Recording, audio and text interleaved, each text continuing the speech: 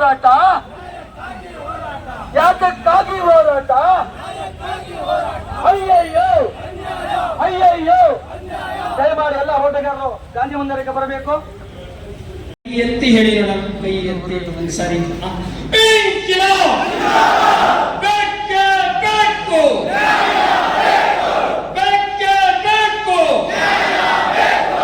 ಅಯ್ಯಯ್ಯೋ ಇನ್ನು ಇನ್ನು ಇನ್ನು ಘಟನೆ. ಅಯ್ಯಯ್ಯೋ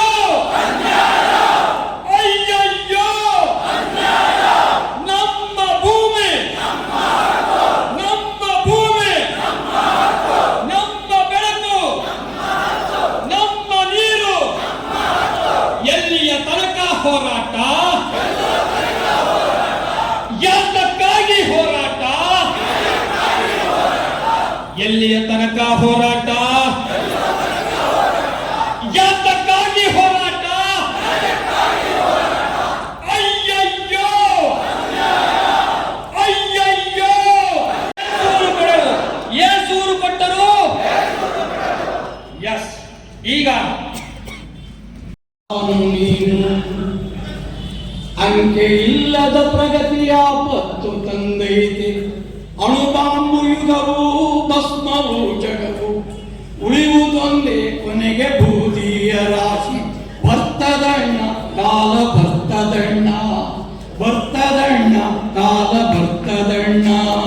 ಕಣ್ಣೀರ ಕಷ್ಟಗಳ ಹಚ್ಚಾನೆ ಗಿಡವನೆಲ್ಲ ಕಡಿದಾವು ಮಾನವ ಕೈಗಳು.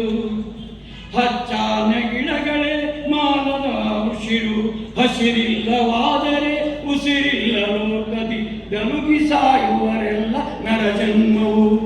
ಬರ್ತದಣ್ಣ ಕಾಲ ಬರ್ತದೆ. ನಿಮಗೆ ನಾನು ಮೊಟ್ಟ ಮೊದಲನೇದಾಗಿ ನನ್ನ ಕೈ ಮುಗಿದು ನನ್ನ ಹೃತ್ಪೂರ್ವಕವಾದಂತಹ ಸ್ವಾಗತ. ಯಾಕೆಂದ್ರೆ ಕೇವಲ 5 ದಿನದಲ್ಲಿ 5-6 ದಿವಸದಲ್ಲಿ ನಾವು ಇಷ್ಟು ಜನ ಸೇರಿದ್ವಿ.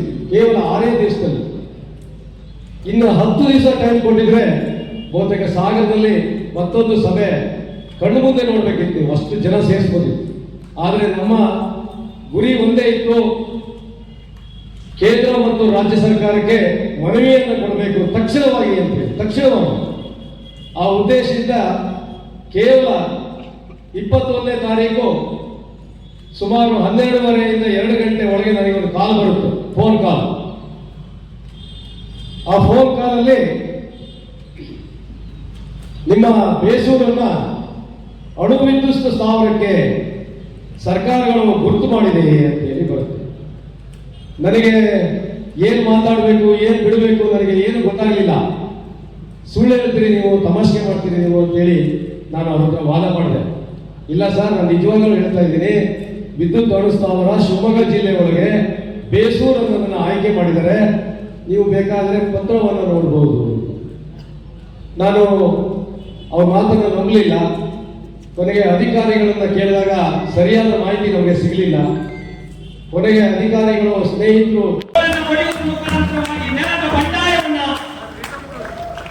ಬಂಡಾಯದವರಿಗೆ ಸಾಕ್ಷಿಯಾಗಿದ್ದಾರೆ.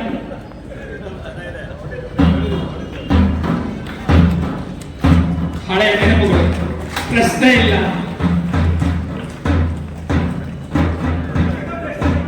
ನಿಧಾನ ನೋಡಿ ಹೇಗೆ ಬರ್ತಾ ಇದೆ, ಪ್ರಶ್ನೆ ಇಲ್ಲ.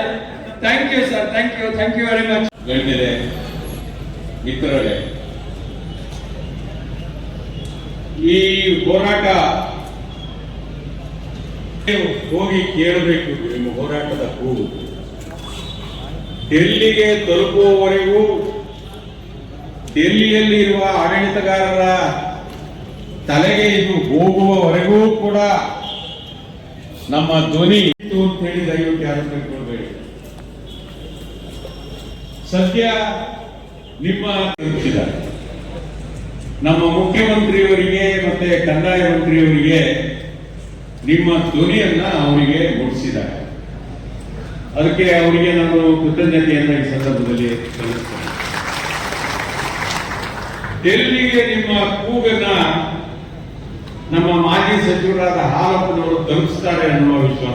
ಸರ್ಕಾರ ಅಂದ್ರೆ ನೀವು ತಿಳ್ಕೊಳ್ಳಿ, ಅದು 7 ಕುದುರೆ ಇದ್ದಂಗೆ. ಎಷ್ಟು ಹೊಡೆದರೂ ಹೇಳೋದಿಲ್ಲ. ನಮಗೆ ಅನುಭವ ಆಗಿದೆ 40-50 ವರ್ಷದಿಂದ. ಎಷ್ಟು ಕೂಗಿದ್ರು ಕೂಡ ಸರ್ಕಾರದ ಕಿವಿಗೆ ಬೀಳಲಿಲ್ಲ. ಅದಕ್ಕೆ ಮನಸ್ಸು ಪರಿವರ್ತನೆ ಆಗೋದಿಲ್ಲ. ಆದರೂ ಕೂಡ ನಾವು ಜನ, ನಾವು ಆಯ್ಕೆ ಮಾಡಿದ ಶಾಸಕರು, ನಾವು ಆಯ್ಕೆ ಮಾಡಿದ ಪಾರ್ಲಿಮೆಂಟ್ ಮೆಂಬರ್ಗಳು, ಇವರುಗಳೇ ಸರ್ಕಾರವನ್ನು ರಚನೆ ಮಾಡಿರ್ತಾರೆ.